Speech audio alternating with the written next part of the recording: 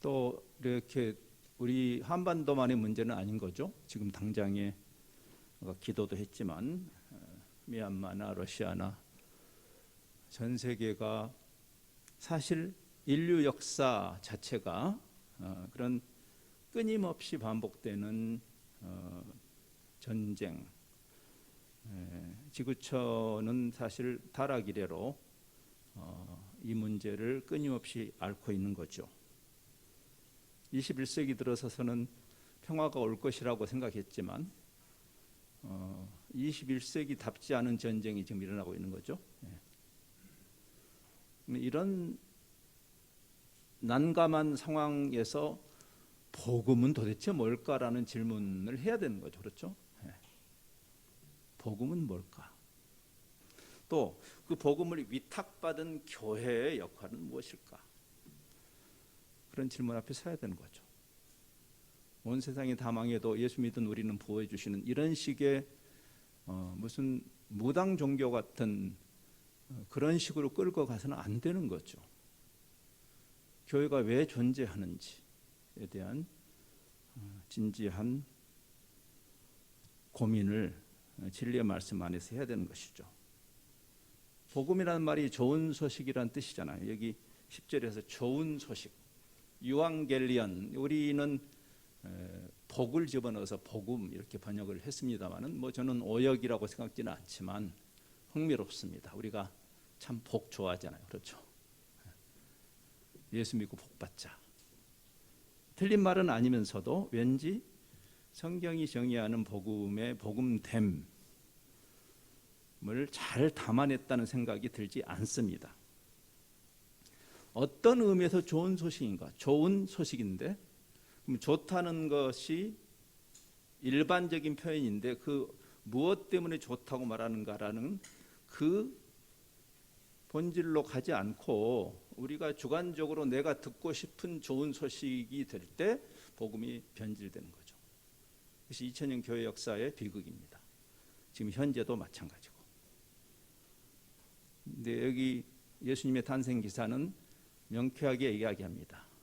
평화라는 평화, 화해, 관계 언어입니다. 사실 샬롬은 관계 언어예요. 그러니까 왜 좋은 소식이라고 하는가? 예수 믿으면 대박 터져서 좋다는 것인가? 그거 아니죠. 지금 미움과 갈등과 살인과 전쟁과 도대체 답이 없는 세상, 그렇죠?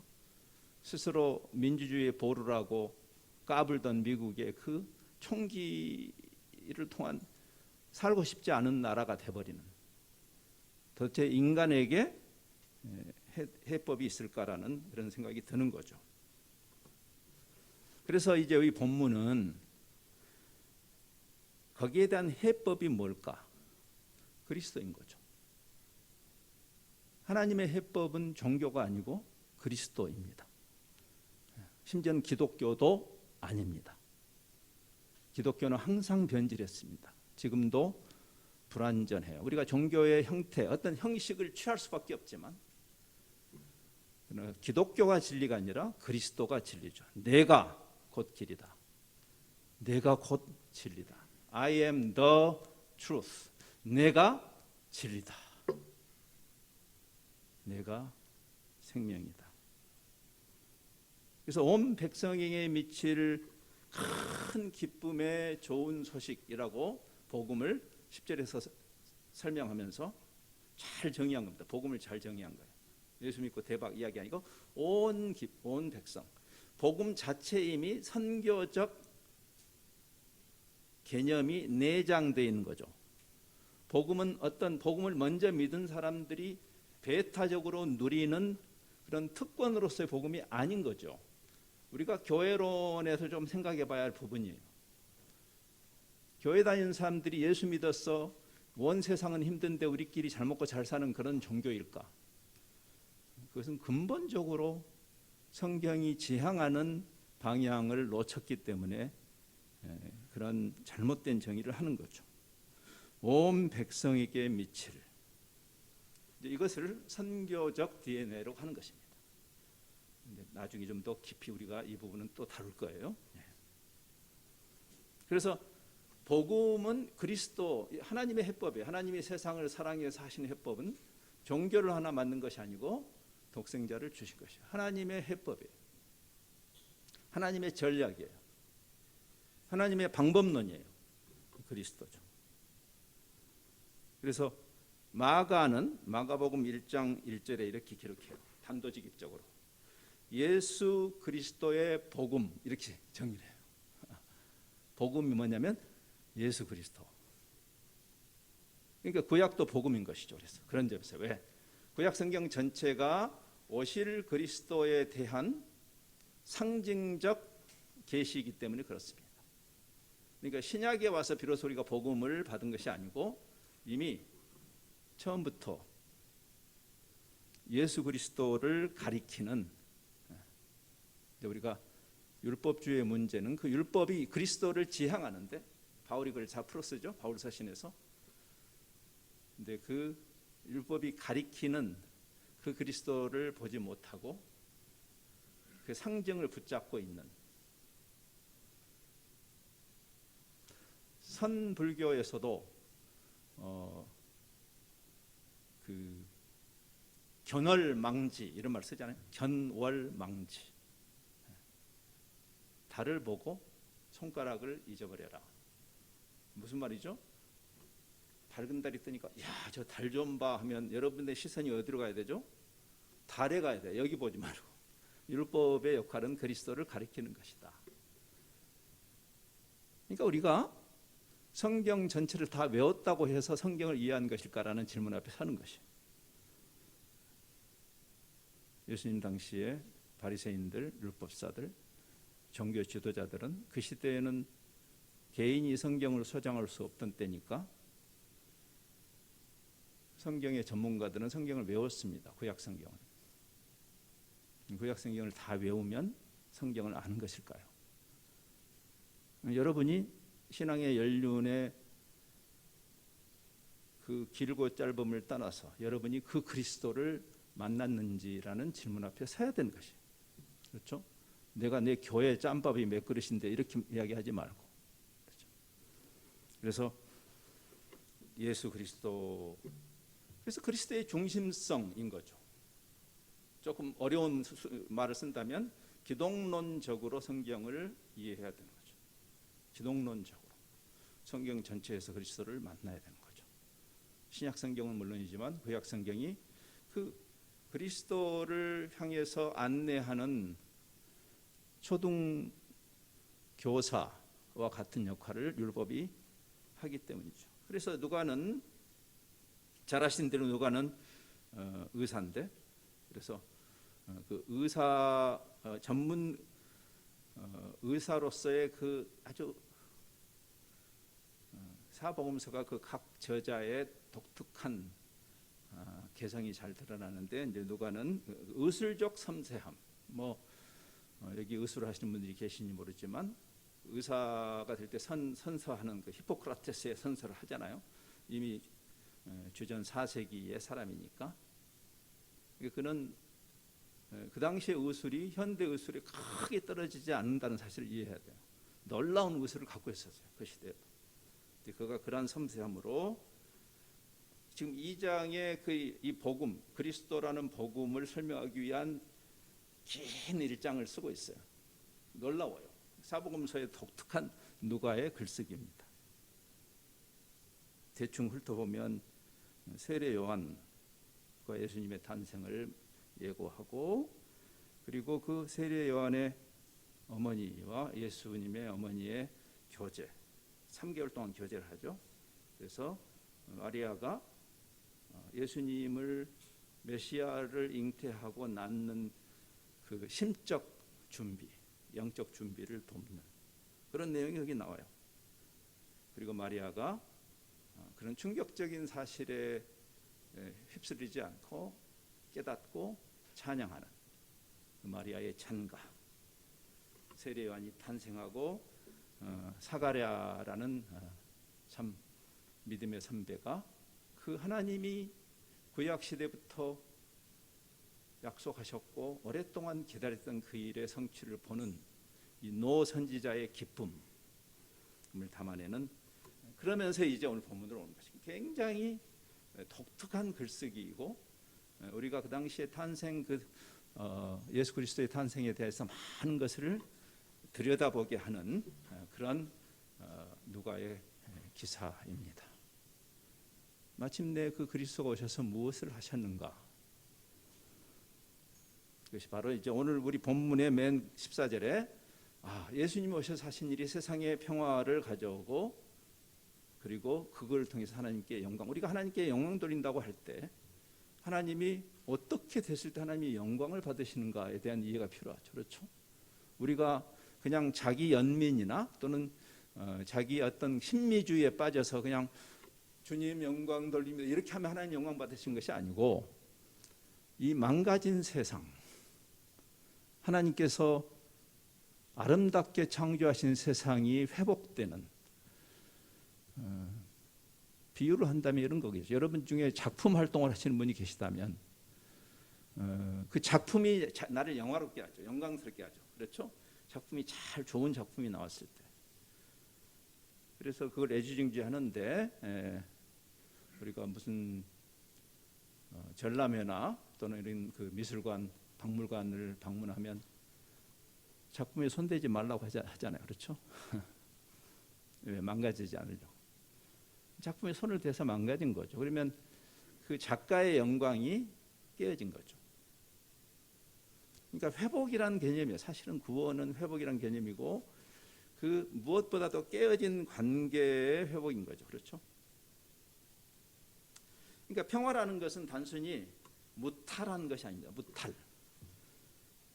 무탈이 포함되겠지만 사실은 관계 언어예요. 원래 구약의 의, 죄 이런 표현들은 사실 다 관계적으로 이해를 해야 되고, 아니 복음 자체를 관계로 이해해요. 하나님과 사랑의 관계 회복.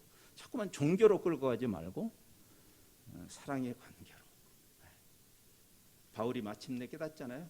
고린도 전서 13장에서 내가 과거에는 어리석었다. 종교인 줄 알았다. 그건 다 버렸다. 사랑이다. 바보야, 사랑이야. 그런 노래가 있더라고요. 제가 여러분한테 지금 반말한 거 아닙니다. 제가 선교사의 길을 가게 될 때 결정적인 역할을 하신 믿음의 선배가 계세요. 100년 전에 선배니까 만난 적은 없죠. 허슨 테일러라는 분이죠. 전국 내지성 교회를 시작하신 분이죠. 그분의 글을 읽으면서 제 가슴에 팍 와닿은 그분의 신앙에 대한 그분의 어떤 고백, 정의. 그때 그가 이렇게 했어요. 평화는, 샬롬, 평화는 고통의 부재, 무탈이 아니다. 고통의 부재가 아니라 하나님의 임재다. 관계죠, 관계. 그래서 주님을 영접한다는 말의 의미예요. 관계 속으로 들어가는 거예요. 관계가 회복되는 것이죠. 그러니까 우리가 지금 이제 남북 관계를 복음적인 관점에서 바라본다면, 단순히 남북이 안 싸우고 휴전하고 정전하는 정도의 목적을 향해서 교회가 그 정도를 위해서 존재하는 것일까라는 생각을 해야 되는 거죠. 그렇죠? 제가 이번에 설교를 준비하면서 흥미로운 기사를 하나 읽었어요. 결혼 4년 만에 이혼한 부부 이야기입니다. 슬픈 이야기죠. 그런데 이 부부는, 대부분의 부부가 이혼한 부부를 보면 험하게 싸우다가야 갈라지잖아요. 근데 이 부부는 한 번도 안 싸웠대요. 한 번도 안 싸웠는데 한 번도 진지한 대화를 한 적도 없대요. 그냥 사는 거예요. 쉽게 말하면 결혼한 김에 사는 거예요. 그런데 어느 날 현타가 온 거죠. 우리는 뭐지? 당신은 나한테 뭐지? 나는 당신한테 뭐지? 뭐 그런 노래도 있습니다. 너는 나에게 뭐니? 뭐 그런 노래도 있던데. 그러니까 사실은 안 싸우고 있으면 되는 것일까? 그게 이제 뭐 세상에서는 그 정도만 해도 대박이다 할지 모르지만 근본적으로 복음의 복음됨은 뭘까? 그것은 회복된 관계죠. 그래서 어떤 신학자는, 제가 굉장히 좋아하는 돌아가신 남아공의 한 신학자는 그것을 관계신학이라고 이름을 붙였어요. 관계신학. 제가 이제 책 한 권씩 소개한다고 그랬잖아요. 그래서 데이비드 버쉬라는 사람이 쓴 길의 영성이란 책을 제가 강추합니다. 길의 영성. 초판은 길 위의 영성 이렇게 번역을 했던데 지금 이제 다시 번역을 다시 해서 책이 나왔는지 안 나왔는지 확인을 못했어요. 그 후속 다시 번역한 책이. 근데 길의 영성, 원 제목이 길의 영성인데 아무튼 길의 영성이든 길 위의 영성이든 아주 굉장히 복음을 깊이 이해한 신학자입니다. 그분은 신학을 또 신앙을 관계로 이해하지 않으면 우리는 사실 신앙을 이해한 것이 아니다. 하나님이 세상을 사랑해서 독생자를 보내셨다. 우리와 사랑의 관계 속으로 우리를 초청하시는 거다. 다시 말씀드려요. 종교로 초청하는 거 아닙니다. 사랑의 관계로. 그래서 구원이라는 것은 크게 보면 깨어진 하나님의 피조 세계를 회복하는 건데 구원은 회복입니다. 회복, restoration. 회복하는 것이 천당 가는 것이 아니고 회복하는 것이 완성된 그 나라는 원래 하나님이 의도하신 그 나라인 거예요. 그래서 결국 우리가 종말적 완성이 있고 그 소망을 제가 거부하는 것은 아니지만 그러나 지금 시작하는 거죠. 지금 그분과의 관계가 회복이 되고 그분과의 관계가 회복되면서 이웃과의 관계가 회복되는 그 탕자의 비유에서 잘 담아내고 있잖아요. 예수님. 그렇죠?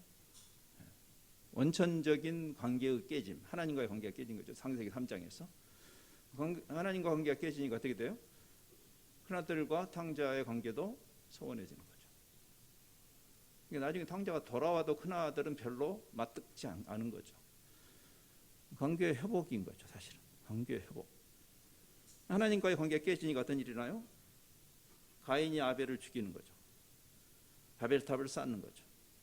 사람들이 서로 패거리 짓고 왕따하는, 지금 우리가 처음에 던졌던 그 질문, 왜 세상은 인류 역사는 끊임없는 전쟁과 갈등의 연속일까? 죄의 결과예요. 이거를 유엔이 해결할 수 있을까요? 해결 못해요. 미국이 해결 못합니다. 너나 잘하세요. 대한민국이 힘이 세졌으니까 대한민국이 남북 문제나 제대로 해결합시다. 이렇게 되는 거죠. 결국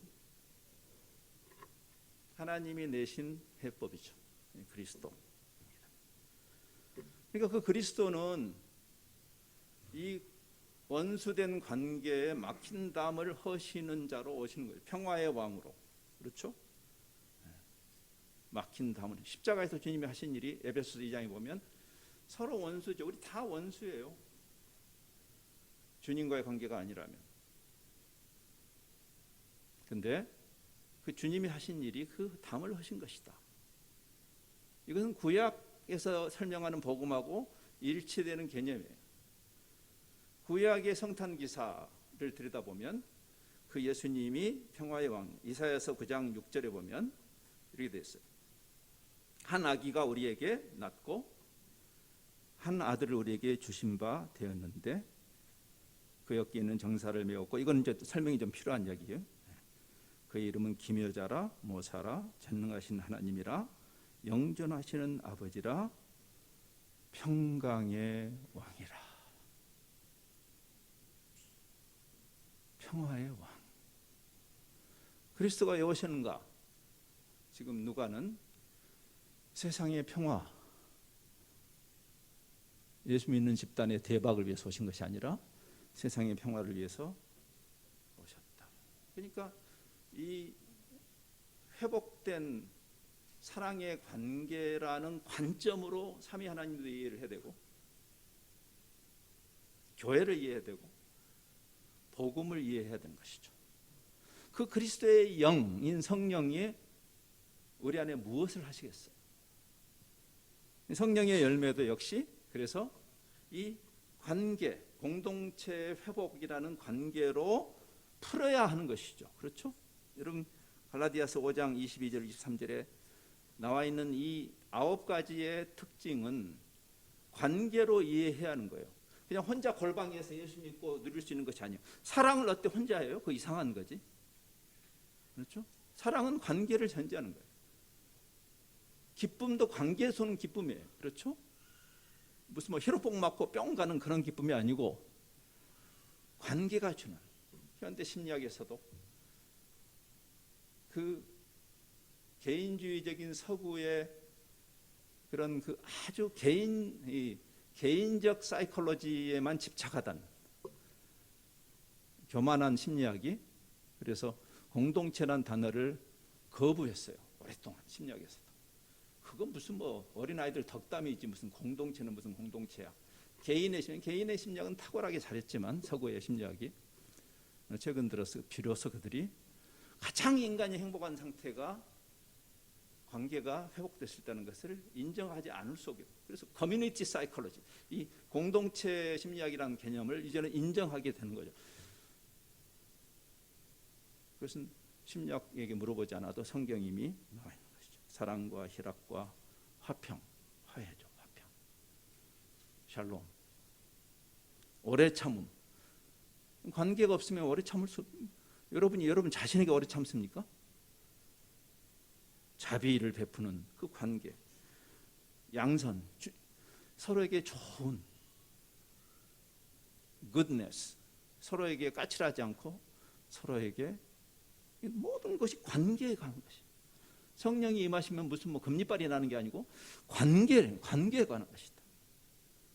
충성과 온유와 절제. 이게 에베소서에서도 성령 충만을 받으라라는 명령을 한 다음에 성령 충만의 결과가 어떻게 나타나는가? 관계로 나타나는. 에베소서 5장 6장을 다시 한번 읽어보세요. 아내들아 남편들아, 부부가, 우리가 믿음이 좋다는 게 뭘까요? 여기 부부들이 있는데 여러분의 영성은 무엇으로 증명되는 거예요? 교회 열심히 나옴으로? 물론 여러분이 주님을 사랑하면 이 공동체 모임에 열심히 나오겠죠. 그것은 필요 조건이지만 충분 조건은 아닐 겁니다. 여러분은 어떤 관계 속에 있는 부부인가? 여러분의 가정은 어떤 관계를 유지하고 있는가? 그놈의 종교 중독에 빠져 가정을 파괴시키는 가장 반복음적인 그런 데로 가지 말아야 하는 거죠. 그렇죠? 회복된 관계. 여러분이 직장에서는 어떤 관계를 유지하고 있는가? 나의 해방일지. 제가 오랜만에 본 드라마입니다. 성숙한 그리스도인이 어떤 직장인이 될까? 어떤 상사가 될까? 어떤 신입사원이 될까? 주인들아, 종들아. 그 시대의 표현을 쓴 거죠. 지금 이후로 치면 모든 우리의 혈육을 국한되지 않은 사회생활 속에서의 관계로 드러나는 열매를 성령 충만이라고 하니까 종교꾼이 되는 것을 이야기하는 것은 분명히 아닙니다. 그러니까 그리스도의 몸인 교회는 필경 전제적으로는 그 샬롬을 누리고 구현하는 그런 집단이라겠죠. 단순히 종교 집단이 아니고 마치 삼위 하나님이 온전한 코이노니아를 누리시는 공동체인 것처럼 교회됨은 어느 유력한 교단의 소속인가는 아무 의미가 없는 거죠. 우리의 규모가 아무 의미가 없는 거죠. 우리는 공동체인가? 우리는 그 회복된 관계를 누리는 자들인가? 그런 자들이 샬롬의 복음을 선포할 수 있는 거죠. 우리의 전도와 선교의 어떤 신뢰도 이제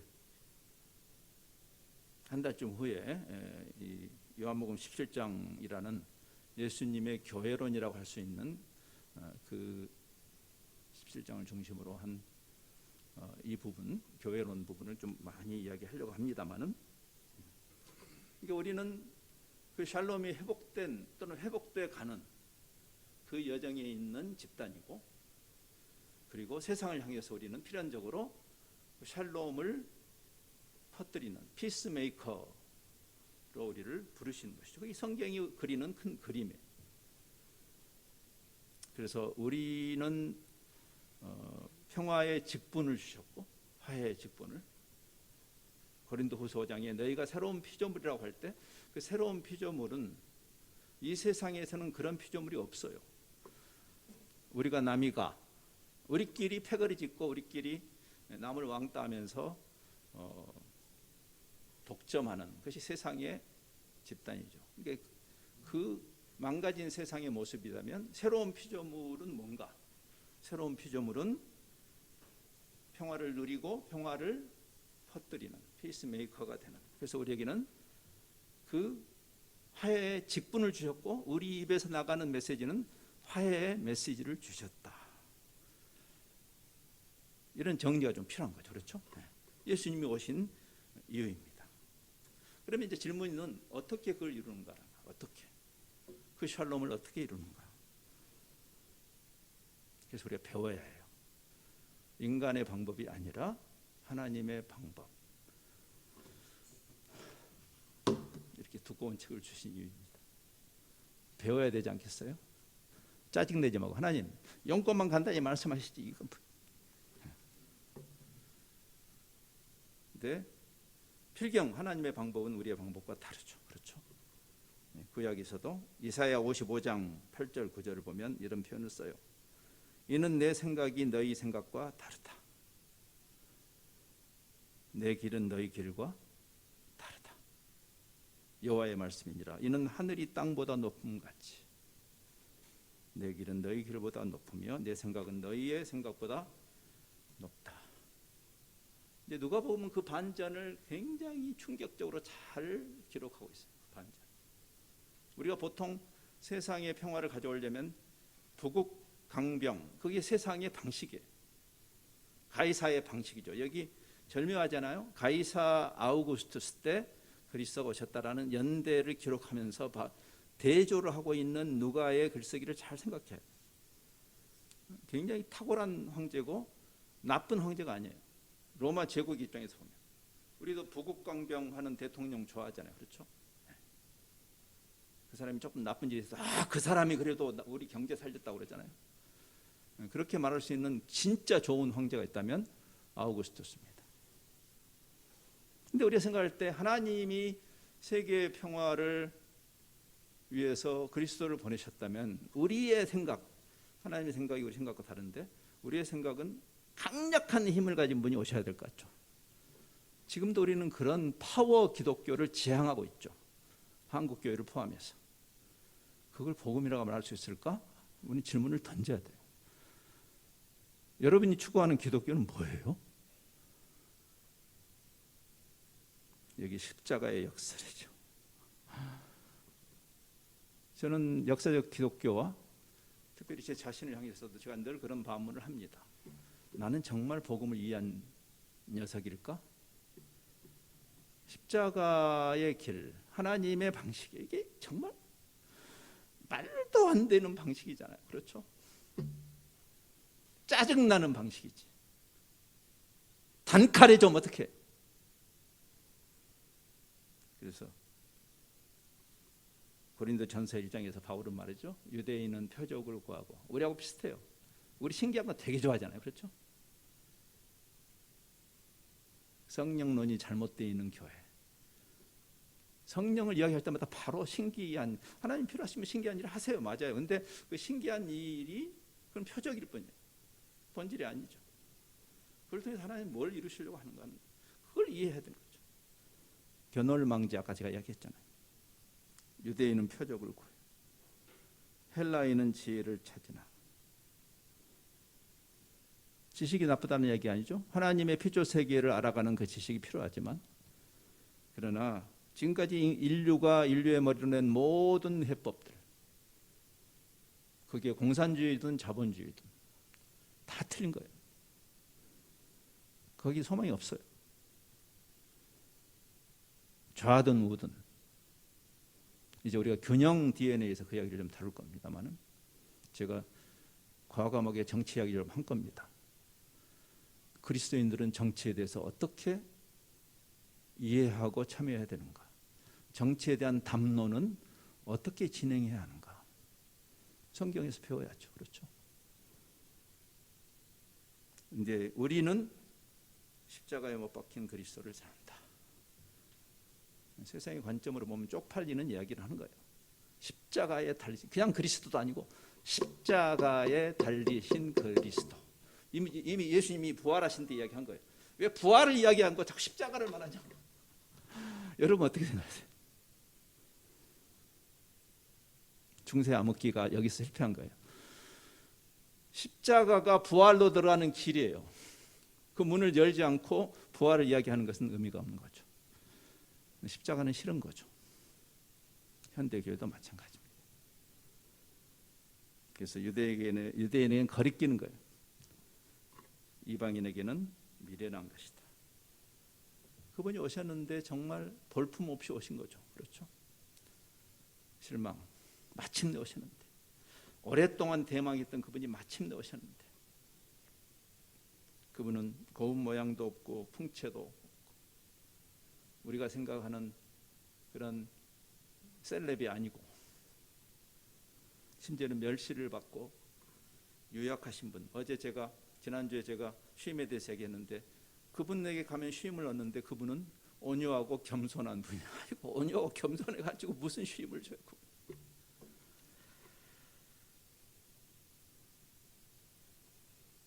사실 500년 전에 개혁자들이 깨닫고 회복한 신학이에요. 이것이 십자가 신학입니다. 십자가 신학. 그 전에 1000년 이상을 지속된 지긋지긋한 암흑기가 내세웠던 신학이 영광의 신학이에요. 예수 믿고 대박 터진다는 신학이 이미 오랫동안 존재했고 지금도 존재해요. 근데 그 영광으로 들어가는 문이 십자가라니까.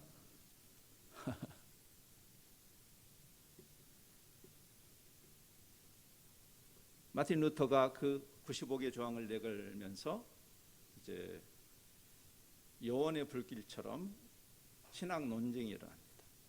500년 전으로 돌아가면 1518년 10월 31일에 그 비텐버그 그가 사제로 섬기던 그 성당의 문에 95개 조항을 걸면서 시작이 됐죠. 그래서 로마 교황청의 신학자들과 루터를 포함한 개혁자들, 그 당시 어거스틴 수도원에서 함께 개혁 운동을 했던 그 사람들 사이에 일련의 신학 논쟁들이 일어나죠. 첫 번째 논쟁이 1518년, 아까 이제 95개 조항은 1517년이었고 1518년 4월에 하이델버그, 칸트로 유명한 도시죠.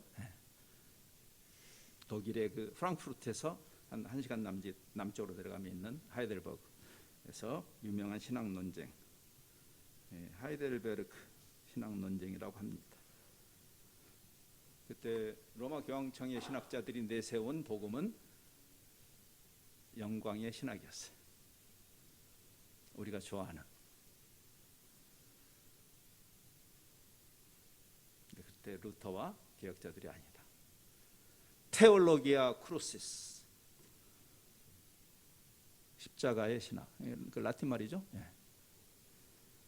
그러면서 루터는 그가 개혁 운동을 하면서 그가 책을 쓰는데, 그 책들이 루터의 책들을 읽을 수 있으면 좋겠는데, 조금 의욕을 가진 분들은 루터의 책들을 좀 읽어보세요. 그 당시 책들을. 이제 그 중에 그 하나님에 관해서 쓴 책이 있습니다. 거기에 굉장히 두꺼운 책인데 거기에 두 번째 책이 제목이 재밌어요. 십자가에 숨겨진 하나님이에요. 하나님이 안 보여. 왜? 엉뚱한 데서 찾으니까. 어느 누구도 십자가로 가서 하나님을 만나려고 하지 않아요. 어느 누구도. 목회자도 선교사도 그럽디다. 그래서 하나님의 방식, 나의 생각은 너의 생각과 다르다. 하나님의 방식도 다르고 하나님이 규정하는, 즉 성경이 규정하는 샬롬도 다릅니다. 배워야 되지 않겠어요? 그냥 단어만 따와가지고 우리의 컨텍스트에서 막 뒤틀지 말고 본의 아니게 힘이 있어야 평화를 유지합니다. 그것은 아우구스투스가 하는 이야기예요. 그게 잘못됐다고 저는 말하는 거 아니에요. 그거는 가이사의 것은 가이사에게, 가이사가 지배하는 세상의 논리예요. 그거 우리가 대한민국 국민으로서 그걸 뭐 막을 길은 없죠. 막을 필요도 없죠. 그러나 교회의 역할이 뭔가요? 교회가 뭘 해야 되는가? 그런 세상 논리에 빌붙어 가지고 좌우로 교회가 나눠져 가지고 싸우는 이 꼬라지라는 것이 얼마나 우스꽝스러운 것인가? 거기에 무슨 해법이 있다고? 주님이 주시는 평안은 세상이 생각하는 평안과 다르죠. 그게 아까 여러분 읽었잖아요. 요한복음 14장의 그 성령론과 이때에 있는 평화에 대한 정의예요. 요한복음 14장 27절. 평안을 너에게 주는데, 샬롬을 너에게 주는데 나의 평안을 준다. 유엔이 정의하는 평화 말고, 나토가 정의하는 평화 말고, 푸틴이 정의하는 평화 말고, 푸틴도 평화의 이름으로 지금 전쟁하잖아요. 다른 거다. 내가 너에게 주는 그 평화는 세상이 주는 것과 다르다. 배워야 되지 않겠어요? 성경이 정의하는 평화. 그럼 가이사의 평화는 뭐죠? 제가 이야기하겠어요. 부국강병입니다. 우리 다 그 논리에 지금 매몰되어 있잖아요. 교회도. 그래서 교회가 십자군 전쟁을 일으키는 겁니다. 슬픈 일이에요. 팍스 로마나, 즉 아우구스투스가 주는 평화예요. 그게 로마의 평화. 우리가 생각하는 그 수준에서 로마의 평화가 왔어요. 맞아요. 그래서 미국도 팍스 아메리카나를 추구하는 것이, 미국의 아우구스투스들이 나타났어요. 그렇죠? 요즘은 이제 팍스 코레아나, 우리 한국도 지금 좀 잘 나가잖아요. 요즘. 우리가 잘 나가는 게 죄라는 말이 아니에요. 그러나 한국인이 힘이 세졌으니까 세계 평화에 우리가 공헌할 수 있을까? 저는 잘 모르겠어요. 힘의 논리가 아니기 때문에. 팍스 러시아나, 푸틴이 지금 꿈꾸는 거죠. 그러니까 여기 1절에서 그 세계의 군왕이, 그것도 강력한 로마 제국 역사상 가장 위대한 아우구스투스가 로마의 평화를 가져왔던 그때 진짜 킹 오브 킹스, 진짜 왕이 임하시는 스토리예요.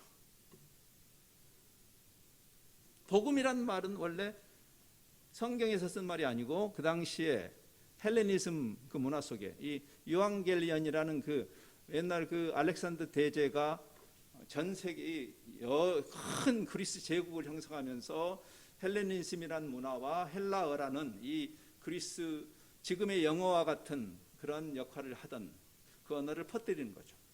근데 그때 이미 쓰이고 있었어요. 유앙겔리언이 뭔지 아세요? 아우구스투스 같은 강력한 왕의 탄생과 즉위를 유앙겔리언이라고 그래요. 그러니까 우리가 나중에 이제 하나님 나라에 대해서 이야기를 하겠지만 다음 주부터 기독교가 말하는 유앙겔리언은 하나님의 통치인 거죠. 예수 그리스도의 탄생과 그분의 다스리심, 세상의 근황과 너무나 대조되는 하나님의 방식, 그것을 복음이라고 하는 것이에요. 그것을 영적인 로또에 당첨돼서 천당 가는 그런 이야기가 아니고 우리를 다스리시는, 그러니까 세상의 방식과 대조를 하고 있는 것, 지금 누가는. 그렇죠? 여러분, 이 아우구스투스는 로마 제국의 중요한, 우리로 치면은 태조와 같은, 조선시대로 하면 그런 사람이죠. 그리고 굉장한 공을 세운 사람이고, 그의 양부모 아버지인 양아버지인 여러분 잘 아시는 줄리어스 시저. 줄리어스가 그런 그 엄청난 힘을 가지고 원래 공화정이던 로마를 제국으로 가지고 가려고 하는 그런 위기감에서 시해를 당하죠. 그렇죠? 원로원에서 그걸 죽입니다. 이게 역사라는 게 우스꽝스러운 게 그러한 어떤 아무리 우리에게 공헌을 세웠어도 강력한 힘을 가진 그를 원로원이 놔둘 수 없어서 죽였는데 그의 양아들을 왕으로 세우는 거예요. 비슷한 역사가 우리한테도 많잖아요. 그렇죠? 그런데 이 강력한 황제들이죠. 뭐 사람은 죽어서 이름을 남긴다면서요. 그래서 지금도 그 두 사람의 이름이 우리 서양 달력을 비집고 들어온 두 사람. 그렇잖아요. 6월과 7월. 6월은 7월과 8월이네요. 7월은 줄리어스 시저의 이름이 밀고 들어온 거고. 그렇죠?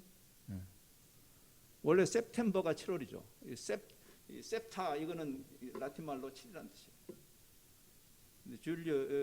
줄라이가 됐죠. 그다음에 아우구스투스가 자기가 8월생. 그러니까 어거스트가 된 거예요. 원래 옥토버가 8월이네요. 옥타브가 8이라는 말이죠. 노벰버, 디셈버, 9월, 10월. 원래 그게 라틴 말이 맞는 건데 그만큼 강력한 힘을 가진 자. 그래서 이렇게 인구조사도 하는 것도 그 왕의 힘을 플렉스하는 일에 조사해서 통치하고 인두세를 거두고 겁박하는. 옛날에 구약에서 다윗이 인구조사를 했을 때 왜 하나님이 그렇게 분노하셨는가. 옛날에는 제가 좀 이해를 잘 못했는데 지금 이해가 됩니다. 저는 지금 아우구스투스가 잘못했다는 말을 하는 거 아니에요.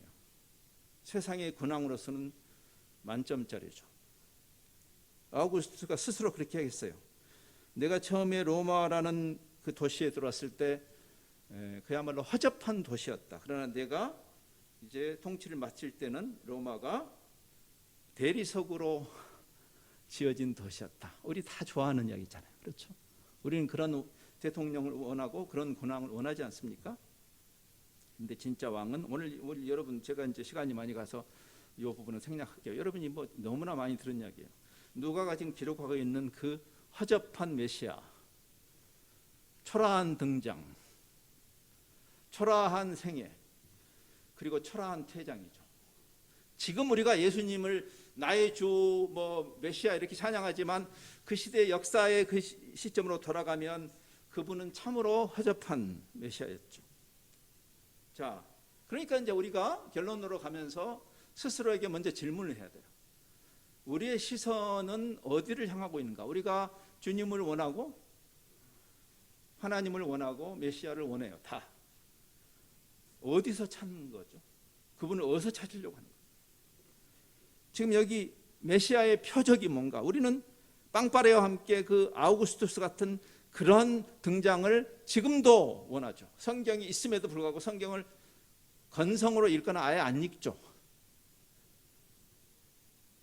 12절에서 강보에 쌓여 구유에 축사에 이 짐승들의 그 밥을 먹는 그 밥통에서 거기 누워 있는 아기를 보리니 이것이 너희에게 표적이다.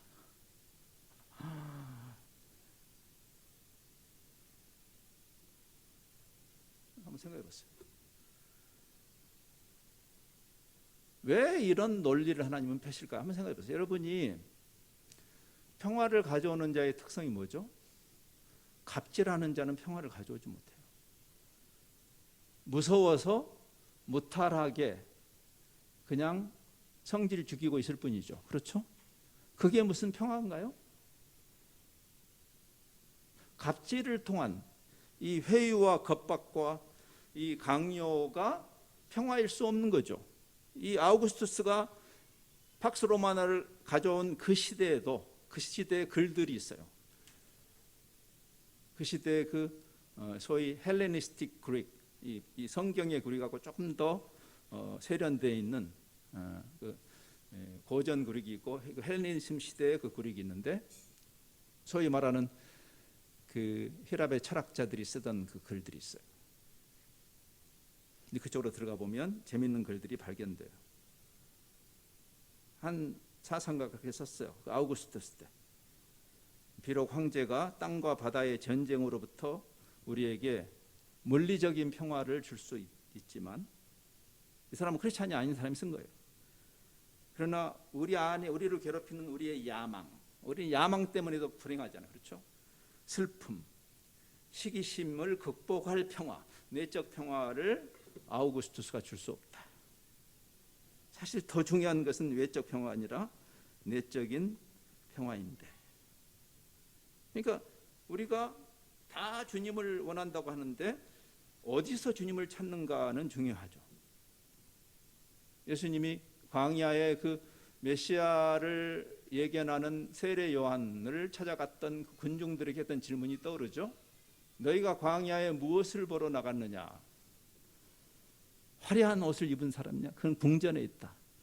메시아가 화려한 옷을 입고 빵빠레와 함께 오실 것으로 기대하는 그 많은 사람들이 구도자 같지만 번지수가 틀림. 여러분도 마찬가지죠. 여러분 스스로에게 질문이, 제가 여러분을 정죄하는 게 아니라 여러분 스스로가 정말 진지하게 가슴에 손을 얹고 나는 내 시선이 어디를 향하고 있는가? 진정 말구유를 향하고 있는가? 헨리 나우엔이 하버드라는 그런 탁월한 엘리트들을 가르치던 자리에서 호련히 떠나서 그 장애인들 공동체로 옮겼을 때 그가 깨달았기 때문이었어요. 그는 이렇게 말했어요. 우리의 시선이 성공과 영향력과 권력을 향하고 있는데, 우리 교회 시선이, 그렇죠? 교회가 막 힘을 길러가지고 지금 기독당도 만들고 뭐 완전히 지금 이 방식이 아우구스투스의 방식을 통해서 하나님께 영광 돌리겠대요. 엄청난 건물들을 짓고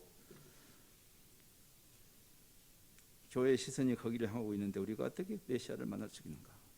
만일 교회에게 미래가 있다면, 만일 제도 교회에게 미래가 있다면 가장 낮은 곳, 가장 가난한 자들과 함께 우리가 걸어갈 때 우리의 가슴과 모든 인류 안에 거하시는 왜소하고 유약한 아기 예수님이죠. 그분과 동행하는 미래가 있다면 그때는 소망이 있을 것이다. 자, 결론적으로 이제 두 가지를 생각해 봅시다. 하나는 과연 세상에 인류 평화가 올 수 있을까? 저는 인간적으로 불가능하다고 생각하는 사람입니다. 인간적으로. 근데 만일 소망이 있다면 어디 있을까요? 만일 소망이 있다면 어디 있을까요? 저는 너무 쉽게 예수 안에 소망이 있습니다 이렇게 말하고 싶지는 않습니다. 우리 자신이 엉뚱한 데서 예수님을 찾고 있기 때문에 그렇습니다. 근데 만일 소망이 있다면 그것은 복음의 복음됨에 대한 깊은 성찰, 우리 여러분이 스스로 말하는 복음적 DNA가 회복되는 교회됨, 복음의 복음됨을 바로 붙잡는, 그것은 하나님의 방식으로 회심하는 일밖에 없어요. 여러분이 소위 예수님을 영접했다고 해서 회심이 끝난 게 아닌 것을 이해해야 돼요. 평생 가는 여정이, 생각이 바뀌는 거죠. 근데 십자가의 길을 향해서 가야만 하는 것이에요. 왜냐하면 거기에만 소망이 있는데, 제가 왜 인간적으로 절망적이냐면 제 자신을 포함해서 우리의 시선은 다시 스포트라이트를 향해서 가기 때문에 그렇습니다. 거기에는 소망이 없어요. 그 하루살이들이 그냥 끊임없이 그 모닥불을 향해서 뛰어들어서 결국은 자기가 멸망하듯이 세상뿐 아니라 교회도 끊임없이 팍스 로마나를 지향하는 그런 시대에 그리스도가 십자가를 향해서 가시고 가장 소외된 자들을 향해서 가시는 그분의 그 궤적에 우리를 맞추지 않는다면, 누구든지 나를 따라올래? 자기를 부인하고 자기의 권리를 스스로 내려놓고 자기 십자가를 지고 나를 따를 것이야. 그 의미가 우리에게 와 닿고 그 의미를 향하는 그런 일이 만일 일어난다면 그때는 소망이 있겠죠. 기도하시죠.